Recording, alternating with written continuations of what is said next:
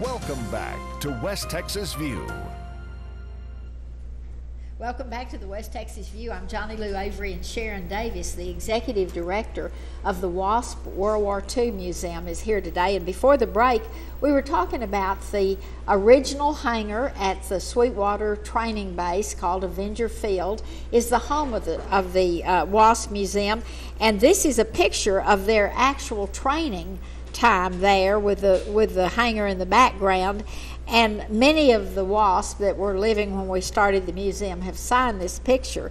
But before we leave it and talk about the Veterans Day celebration, I want you to talk about how they can contact you through the website and get more information about the museum. Certainly. Our website is www.waspmuseum.org. Very simple, waspmuseum.org. And you can go on there, and we have all sorts of information.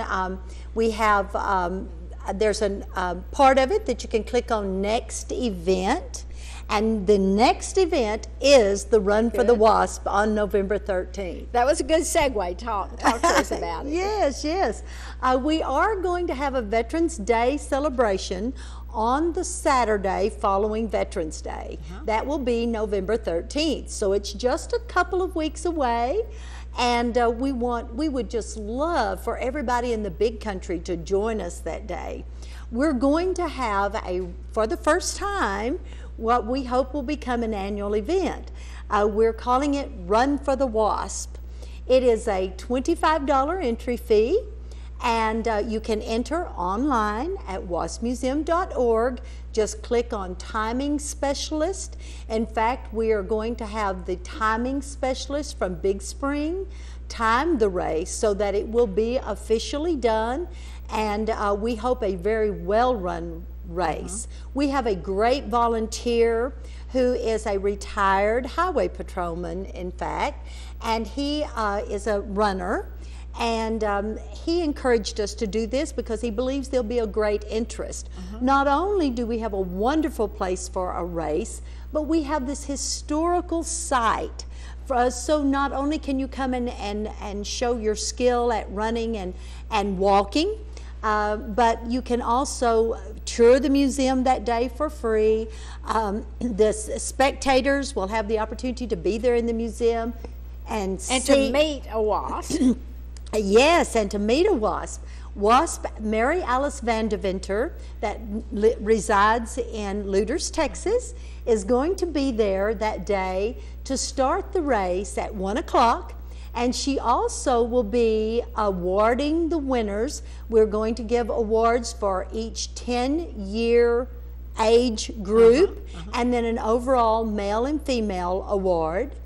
And the race will start at the museum, and we're located on I-20 at exit 241. Actually, you can take either 240 or 241, and it'll bring you right to the museum. And we are expecting a nice group of people that day because Timing Specialist has it on their website. We're on runners' websites, but you can go directly to our website, waspmuseum.org, and register, or you can register on the day of the race. And we will start at the museum. The runners will go down to the highway, and then back up to TSTC, that's Texas State Technical College's campus, where the wishing well remains from the days that the WASP actually lived up there in their barracks. And the race will go around the TSTC campus, around the wishing well, and back to the museum. So it's going to be a wonderful day, fun and excitement. And it's a 5K race, and it is a 1.3 mile walk. So for the rest of you out there who don't want to run anymore or can't run anymore, me. Yes, me. We're going to be walking 1.3 miles. We can all handle that, can't we? Yeah, we can. And it's a fairly flat, easy course. There is a little incline, especially for the runners. There is a little incline to give them a little bit of a challenge. But we expect some good runners to be there that day. And our first entrant, Johnny Lou, was a 71-year-old woman. Oh, how At that time, and she is a runner. At that time, we did not have a 70 and above category. We had a 60-year-old and above category. She requested we make a 70-year-old and above category, so we did. And you could make an 80. We could, and we'd be happy to if we had those entrants. But our WASP that will be there that day will be giving out awards, and she will be available for pictures with the winners and autographs. So it's going to be a great fun time.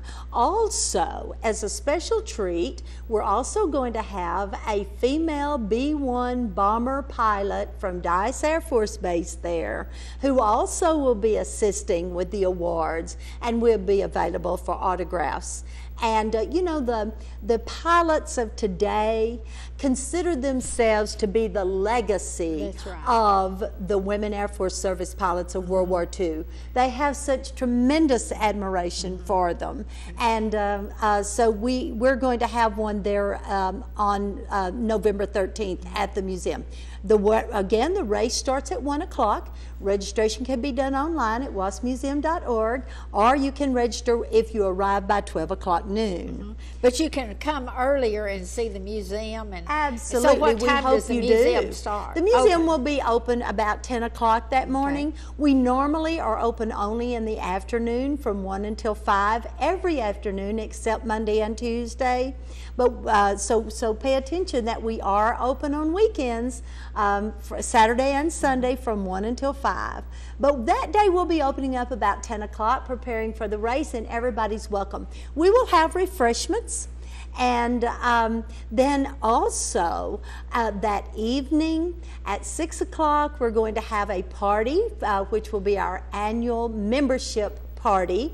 It used to be called an annual membership meeting, but we've decided we have so much to celebrate, we've changed it to a party. It's so much fun. Yes. We're going to have to take another break because we have so little time, but we want to come back in just a minute and continue this or finish this conversation about the Run for the WASP. And I especially want to tell you that what the proceeds are going to, but we'll do that in just a minute. So join us in just a minute. We'll continue this conversation.